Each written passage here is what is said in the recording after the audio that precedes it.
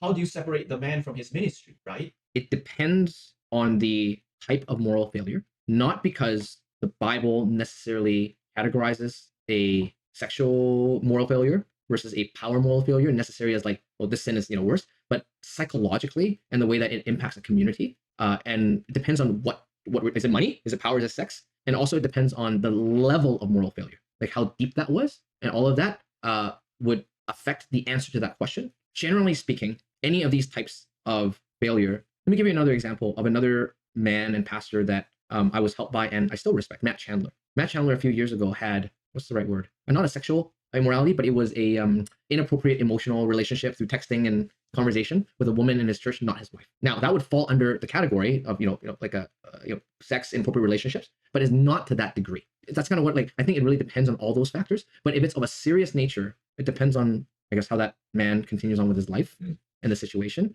But generally speaking, the general practice is that for the first number of years, the influence of that man in terms of books, sermons, like recorded sermons, all the things that you can still access, tends to, and I think appropriately, be shelved for a significant season, if not forever. But not always, depending on like I'll give you another example. There's a famous, I use fame in a neutral way this time because I'm usually not good.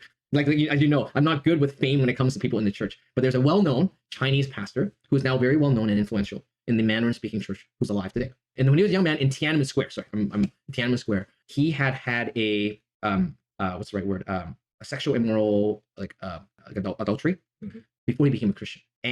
But I think that because of that particular point that before he became a Christian, even though still much of the Chinese-speaking churches, or I should say quite a few of them, would have trouble, because that was 89, many believers are able to receive his ministry today, right? So that's, it's really, what I mean? I don't want to, it's hard for me to go like, every time this happened, no more, you're done, Because